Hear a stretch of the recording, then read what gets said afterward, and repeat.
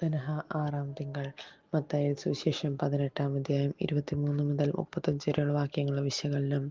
നിർദ്ദയനായ ഭൃത്യന്റെ ഉപമ. തെറ്റ് ചെയ്യുന്ന സഹോദരനോട് എത്ര പ്രാവശ്യം ക്ഷമിക്കണമെന്ന് പത്രോസിന്റെ സംശയത്തിന് 70 പ്രാവശ്യം ക്ഷമിക്കണം എന്ന ഉത്തരം പറയുന്നതിന് ശേഷം അസംഖ്യമായ മനുഷ്യന്റെ പാപങ്ങൾ ഹൃദയപൂർവ്വം ക്ഷമിക്കുന്ന ദൈവത്തിന്റെ സ്വഭാവം വെളിപ്പെടുവാൻ തന്റെ സേവകന്മാരുടെ കണക്ക് തീർക്കാൻ പുറപ്പെട്ട ഒരു രാജാവിന്റെ ഉപമ പറയുന്നു.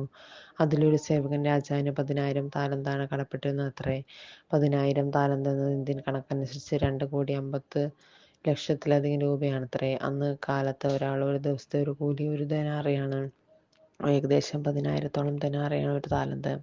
ഒരാളുടെ 10,000 ദിവസത്തെ കൂലിയാണ് ഒരു താലന്ത് എന്ന് ചുരുക്കം. അതായത് 27-28 വർഷത്തെ ഒരാളുടെ മൊത്തം വരുമാനമാണത്. അന്ന് കാലത്ത് അറിയപ്പെടുന്ന ഏറ്റവും വലിയ സംഖ്യ 10,000 താലന്തായിരുന്നു. രാജാവ് ആ സേവകന് ഇളച്ചുകൊടുത്തത് അറിയപ്പെടുന്നതിൽ ഏറ്റവും വലിയ സംഖ്യ എന്ന് ചുരുക്കം.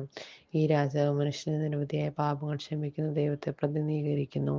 നമ്മുടെ ചിന്തകൾ മൂലം, വാക്കുകൾ മൂലം, പ്രവൃത്തികൾ മൂലം നാം ദൈവസന്നിധിയിൽ ചെയ്തു കൂട്ടുന്ന പാപങ്ങളുടെ കണക്ക് ഓരോ ദിവസവും ശേഖരിച്ചു വെച്ചാൽ അതൊരു പർവ്വതത്തോളം വലുതായിരുന്നതിന് സേവകനെ കടം വിളച്ചു കൊടുക്കുന്ന രാജാവിനെ പോലെ നമ്മുടെ അസംഖ്യമായ പാപങ്ങൾ ദൈവം ക്ഷമിക്കുന്നുണ്ടെന്ന ഓർമ്മ നമുക്ക് ഉണ്ടോ? പക്ഷേ ആ സേവകനാകട്ടെ തന്റെ സഹസേവകന്റെ കേവലം 100 ധനാറിയുടെ കടം ഇളച്ചു കൊടുക്കാതെ അവന് കഠിനമായ കാരാഗൃഹവാസം വിധിക്കുന്നു.